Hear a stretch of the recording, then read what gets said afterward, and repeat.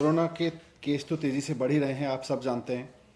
और लगातार 25,000 per day का आंकड़ा अब आगे बढ़ चुका है। अब ऐसा लग रहा है कि धीरे धीरे 25-26,000 तक बढ़ गए, 28,000 30,000 तक हो जाएगा ये आंकड़ा। मैं दो चीज़ें कहना चाहता हूँ। एक तो ये कि दिल्ली सरकार पिछले दिनों में लोगों को बेड उपलब्ध कराने में बहुत तेज़ी से काम कर रही है और बहुत सफलतापूर्वक काम कर रही है। पिछले 4-5 दिनों में मैं एक एक हॉस्पिटल में जाके आया हूँ। मैं खुद अंदर जाके पेशेंट्स के साथ, डॉक्टर्स के साथ, उनके अटेंडेंट के साथ बातचीत करके आया हूँ।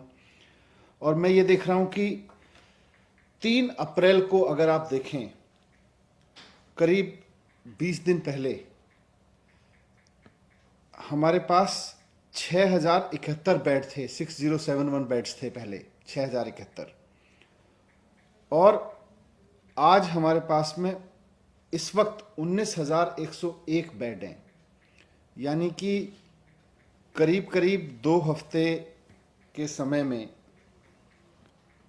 2-2.5 हफ्ते के समय में 3 गुना से ज़्यादा बेड बढ़ा दिए गए हैं।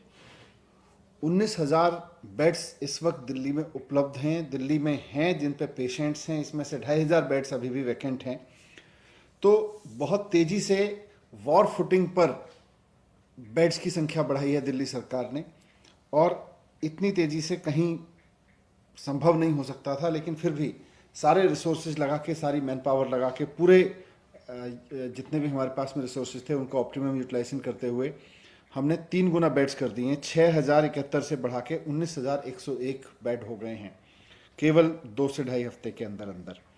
अभी मैं पिछले दिनों सीएम साहब के आदेश पर लगातार एक एक हॉस्पिटल में गया हूँ। सीएम साहब की निगरानी में डिस्कशन हुआ है और वहाँ भी उनकी कैपेसिटी को हमने जितना हो सकता है उतना बढ़ा के यूज़ करने का डिसीजन लिया है।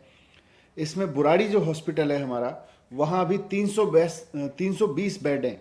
इसको हम बढ़ा के 800 बेड का कर रहे हैं। 480 बेड यहाँ पे बढ़ जाएंगे। इसी तरह से जो हमारा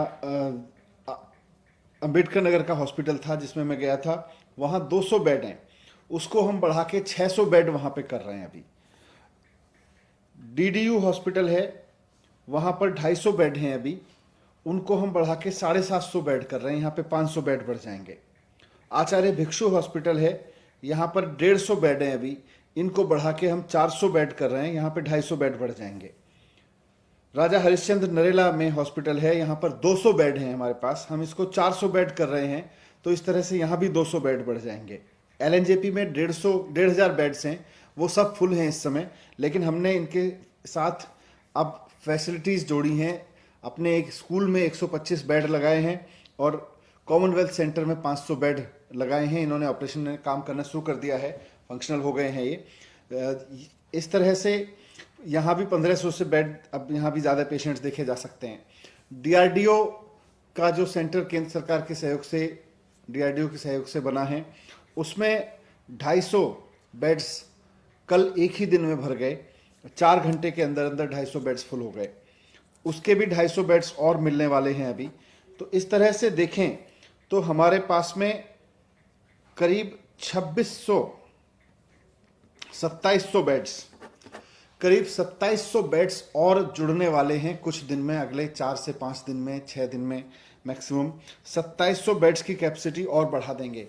तो 6,000 से बढ़ा के अभी हमने 19,000 की है और 19,000 में अभी ये 2700 बेड्स और जुड़ जाएंगे। करीब 2,500 बेड्स इस समय भी दिल्ली के अलग अलग अस्पतालों में खाली हैं। आप ऐप पे देख लें, ऐप पे पूरी जानकारी है किस हॉस्पिटल में बेड खाली है।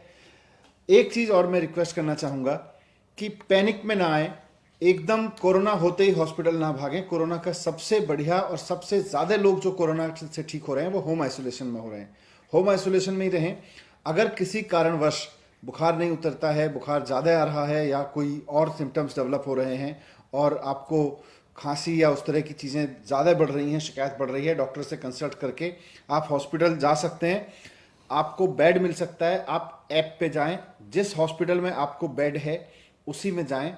इधर उधर ना भागें, वरना इधर उधर भागने में आपकी भी एनर्जी जाती है और हॉस्पिटल्स के आगे भी अन्यथा लाइन लगती है, हॉस्पिटल्स के आगे भी अन्यथा प्रेशर बनता है। तो जिस हॉस्पिटल में आपके लिए बेड उपलब्ध है, मुख्यमंत्री जी ने आदेश दे दिए हैं कि कोई भी हॉस्पिटल अगर ऐप पर ठीक जानकारी नहीं देगा, यानी कि अगर बेड उपलब्ध हैं और एडमिशन नहीं देगा, या वो बाद में कहेगा मेरे पास गलत जानकारी हमने उपलब्ध कराई हुई थी और एडमिशन नहीं दे सकते, उसके खिलाफ कार्रवाई की जाएगी।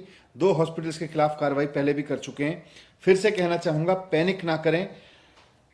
एक और चीज जो मैंने नोट की है, मैं हॉस्पिटल्स में गया हूं, पेशेंट से भी मिला हूं और अटेंडेंट से भी मिला हूं जो बाहर खड़े हुए हैं।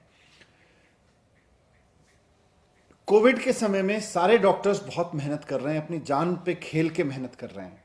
वो किसी भी कीमत पे आपकी जान बचाना चाहते हैं, भले ही उनको कोरोना हो जाए। पूरा का पूरा मेडिकल स्टाफ इस पे लगा हुआ है। मैं जब हॉस्पिटल में जाता हूं तो नीचे खड़े हुए अटेंडेंट को सबसे ज्यादा इससे शिकायत मिलती है कि साहब कई दिन हो गए हमारे पेशेंट को डॉक्टर ने नहीं देखा। मैं जब जाके उसी पेशेंट से हॉस्पिटल के अंदर मिलता हूं, वो भी कहते हैं कि हाँ जी डॉक्टर नहीं आए। जब डॉक्टर मेरे साथ पीपी किट में खड़े होते हैं और मैं खुद पीपी किट पहन के खड़ा होता हूं हॉस्पिटल में, तो मैं पूछता हूं ये डॉक्टर साहब हैं, ये आए थे आपके पास? वो आदमी कहता है हाँ जी मैं तो सुबह आया था, ये तो सुबह आए थे। अब क्योंकि पीपी किट में डॉक्टर की पहचान नहीं होती, पेशेंट को लगता है कि जो व्यक्ति मेरे पास देखने आ रहा है, और ये गवर्नमेंट और प्राइवेट दोनों जगह से मुझे अटेंडेंट से शिकायत मिल रही है कि साहब हमारे हॉस्पिटल में हमारा पेशेंट भर्ती है, डॉक्टर ने उसको देखा नहीं है। पीपी किट में डॉक्टर की ऐसे पहचान नहीं हो सकती है, और आपसे आके बात करके आपसे कंसल्ट करके चला गया। आमतौर पे पेशेंट को लगता है कि ये कोई जनरल अटेंडेंट होगा, जनरल ड्यूटी असिस्टेंस होगा, वो आके मेरे से हालचाल पूछ के चला गया है। डॉक्टर आके पूरी दवाई लिख के जाते हैं, बता के जाते हैं, चेक करके जाते हैं, रिपोर्ट करके जाते हैं। उनको पेशेंट को कई बार समझ नहीं आता। नॉर्मल केस में अटेंडेंट साथ में होता है, अगर नॉन कोविड केस होता था, नॉन कोविड पीरियड में अटेंडेंट साथ में होता है, तो अटेंडेंट और पेशेंट को मिलकर पता चल जाता था कि भाई डॉक्टर आ गए हैं। अभी डॉक्टर आ रहे हैं, डॉक्टर राउंड ले रहे हैं अंदर, वो पेशेंट्स को देख भी रहे हैं, लेकिन पीपी किट में होने के नाते आपको पता नहीं चल पा रहा कि वो डॉक्टर थे। इसलिए ये इमेज हॉस्पिटल के बारे में ना बनाए, इस पैनिक में ना आए कि मुझे डॉक्टर्स ने नहीं देखा। हम सब मिलके, जैसा मुख्यमंत्री जी कहते हैं, हम सब मिलके कोरोना से लड़ेंगे। सबने लॉकडाउन लगाया है, लॉकडाउन का फॉलो करें और पैनिक ना करें। सरकार ने, जैसा मैंने कहा, 6000 बेड्स को बढ़ा के 19000 कर दिया है, और अभी 2700 बेड्स अगले हफ्ते के अंदर अंदर दिल्ली के मेडिकल इंफ्रास्ट्रक्चर में और जुड़ जाएंगे। यही मुझे आपके सामने रखना था। Thank you.